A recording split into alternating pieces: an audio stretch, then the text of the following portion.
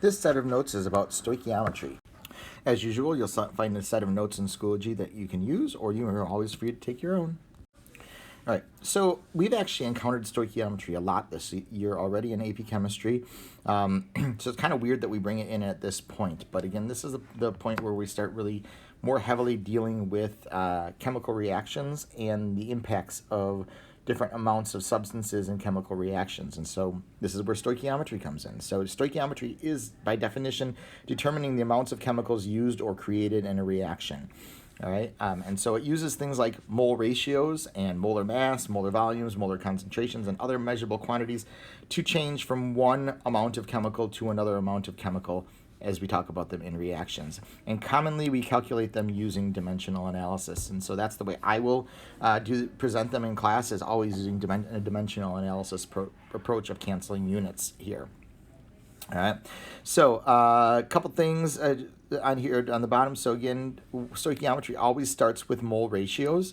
And so if I think about a chemical reaction equation that's balanced out, in this chemical reaction equation, we have our coefficients, right?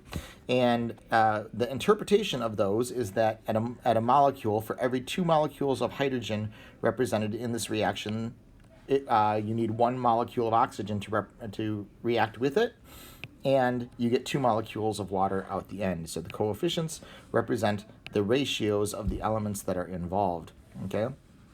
If we pump that up from just being single molecules up to being moles of molecules, well, then we can just use mole in there, right? So for every 2 moles of hydrogen, you would need 1 mole of oxygen to completely react and make 2 moles of water on the other side.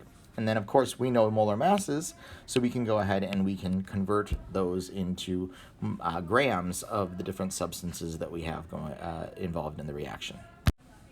All right, so we have a catalog of molar quantities that we can use in these conversions. Mole ratio, of course, is moles of one substance and moles of another substance, and that comes from the balanced equation. And this is the key in stoichiometry. If we're talking about 2 different substances in a chemical reaction, we always have to go through the mole ratio at some point in time. We also know about molar masses. So a mole of a substance equals a certain number of grams, and we get that by adding up average atomic masses on the periodic table. We can do molar volumes as well. Molar volume is 1 mole of gas equals 22.4 liters of gas at STP.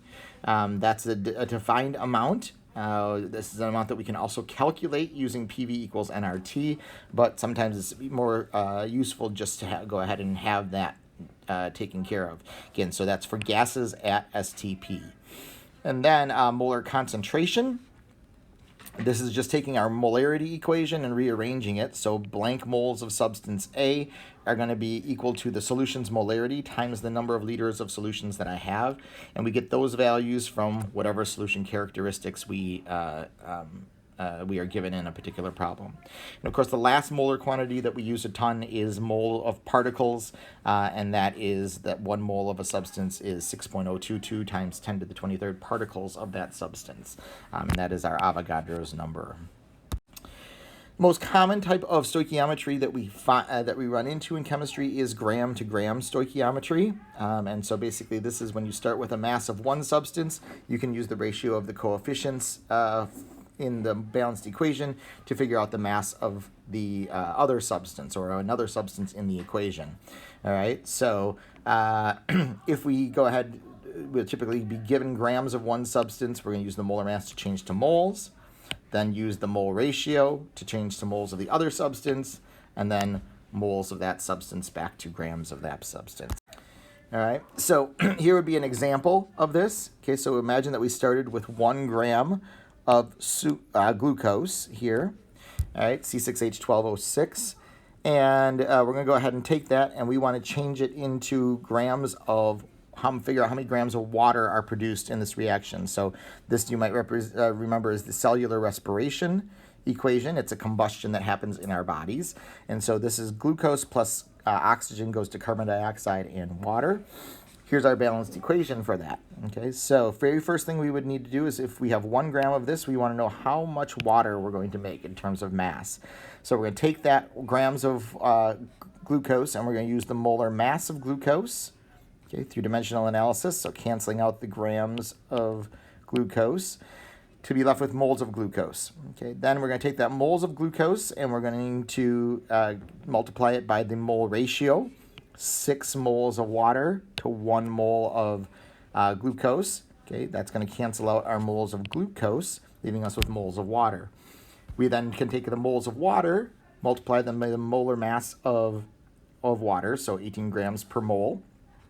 That cancels out my moles of water and leaves me with grams of water. And if I run that whole thing through my calculator, I get 0.600 grams of water. Okay, keep taking into account sig figs, etc. Right? Again, mole ratios are not measured quantities; those are definite. But anything else that we use in these equations is going to be a measured quantity, so we do need to pay attention to sig figs. The other thing that happens with stoichiometry is that we have limiting reactants. Okay, so in a real-world situation, you never have the exact amount of each reactant that you need to perfectly combine with the other reactant and use and react completely. You're always going to have one run out before the other. Sort of if you're like if you're making cookies and you have all your ingredients and you just kept making cookies, you'd eventually run out of one ingredient before you ran out of the others. That one thing that you run out of is your limiting reactant. It's the reactant present in the smallest stoichiometric amount. So down here we have a reaction between hydrogen and oxygen going on to make some water. And if we start combining and taking 2 hydrogens for every oxygen that's in here, we'll see that we can make 10 water molecules, but we get left over 2 oxygen molecules after all the hydrogen gets used up. So in this particular case, because all of the hydrogen got used up, that's our limiting reactant. Whatever's left over, that would be the oxygen, we call the excess reactant. Okay. Sometimes these are called limiting reagent and excess reagent, though it's means the same thing as reactant. So in stoichiometry, if we're going to do limiting reactant equation calculations, what we're basically going to do is we're going to take the amount of each reactant we have, run it through a stoichiometric calculation, and figure out how much product we could make with each reactant. And for this, going just to moles is sufficient. You can go to grams if you want, but you're going to run them both through, and once you get to the moles of each substance, you're going to choose the lower amount that's produced. Okay. So for example, let's say that we have this reaction going down here, which is H2 plus N2 goes to NH3. If I balance that equation, I put a 3 there, I put a 2 there, and we're good to go. And then that's our equation then. So what I then can do is take the amount of each reactant, and I've already switched them into moles here. You would probably start with grams actually and get them to moles probably. But if I started just with the mole of each substance that I have in the jar, okay, I then go ahead and use my mole ratios to figure out how many moles of NH3 we could possibly produce. Well, with the hydrogen that's in the jars, I could produce 0.39 moles. With the nitrogen that's in the jars, I could produce 0.72 moles. Well, obviously, if you see this, that means that this is going to run out first, or the H2 is going to run out first. So therefore, my H2 is my limiting reactant, and my N2 is my excess reactant. Okay. Most of the stuff you've seen before in different situations, so this is just a summary of what stoichiometry is about and what we need to be thinking about. That's it for the notes for today. Thanks.